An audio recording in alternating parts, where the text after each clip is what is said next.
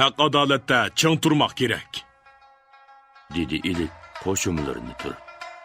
lekin bu oson ish emas. Shundoq ching turish kerakki, har qandoq bo'ron chopqin seni yiqitolmasin, lang'ishitolmasin.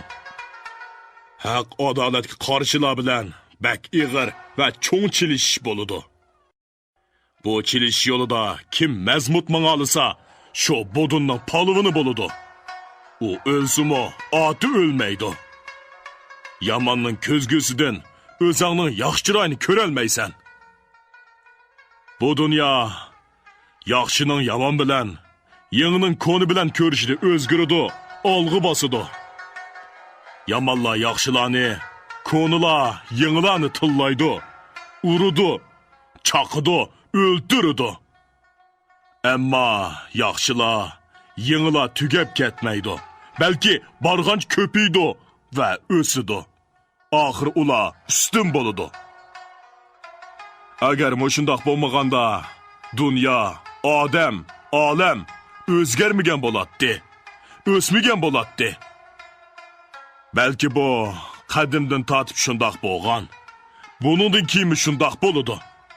Mana bu dunyoning, olamning, borliqning, hayotning qonuni edi. Tövellashning bo'lur avji hamon, yo'qtish bo'lg'ay urushda doimon. Tövellash ko'tirilish, yana tövellash, yana ko'tirilish. Moshundoq takrorlanish bo'lib turadi. Har bir takrorda bir o'rlash bo'ladi. Bundoq takrorlanish kurash degan so'z. Kurashni yo'qotish bo'lmay mumkin emas. Ammo bundoq yo'qotishlar badaliga texmi yangi va yuksak o'rlashlar paydo bo'ladi.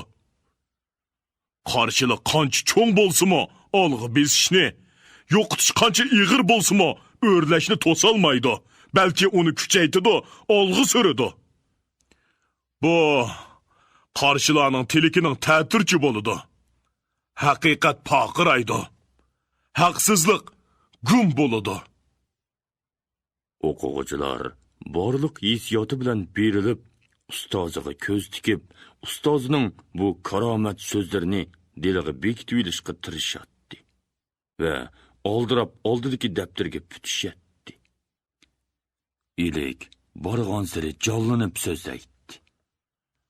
Bundan 1000 yillar ilgari xalqchilik, erkinlik va huquq to'g'risida kurash qilib, yuksak tafakkur va talablarni o'ttirib qo'ygan qadim Yunon faylasuflari Heraklit, Demokrit, Platon, Aristoteldek ulug' olimlar qarshilik, haqorat va o'lim xavfiga uchragan edi. Lekin ularning ta'limlari barg'ancha nurlanib kengaymoqda. Ilik ustoz birpas demini ilib so'zini davom qildi. Ikki zid narsa bir-biri bilan doim kurash qiladi. Oxir birini bir yengidi. Buningdan bir natija chiqadi. Bundoq natija go'yida ta'tir bo'ladi. Ammo oxirgi natija o'ng, yaxshi bo'ladi. Gap haq qaysi tarafda? Shu narsa aniqki, haq hamon yangilik tarafdorlari tarafda bo'ladi. Yangi konini bosadi. Moshundoq bezishlar bilan yangi qadam-qadam yana yengilnib, ulg'ayib o'saveradi. Sizlar bilan mening oramda zidlik bormi yo'q? Yo'q, deb javob berdi bir o'quvchi. Nemishqa? Siz ustoz, biz o'quvchi. Biz o'qishni xohlaymiz. Siz bizga o'rgatasiz. Talash yo'q. Bundoq emas do'stim. Zidlik bor. O, biliklik bilan biliksizlikning zidligi. Bizda orliq bor, farq bor. Mushu farqning o'zi zidlik. Shunga bizning oramizda kurash bo'ladi. Oxir biligimiz tanglashidi. Ikkimiz yiqilishimiz, farq yo'qiladi. Yaxshi natija chiqadi. Bu oddiyroq misol. Yana bir misol. Azim madrasa bilan bizning bilik yurtimiz orasida zidlik bor. Bu zidlikning tigi boshqaroq. Bir-birining ta'turi.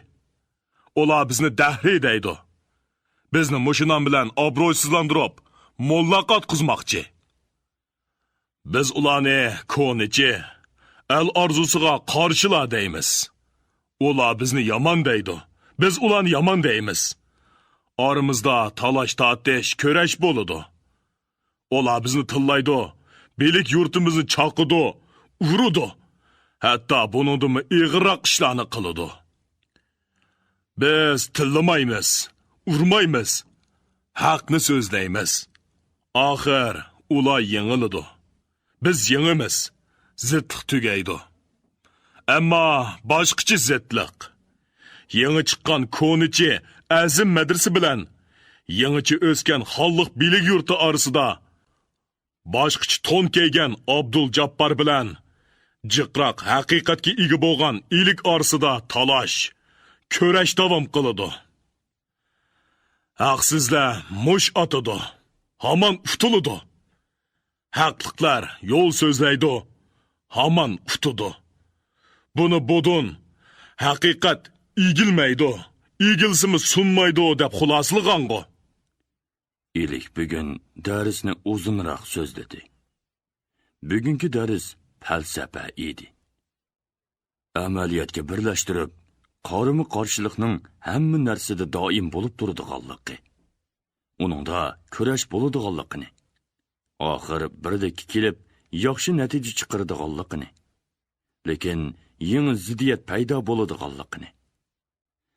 Haq adolat vaqtliq yengilsimi, oxiri utib chiqadiganligini o'quvchilarga obdan tushuntirdi.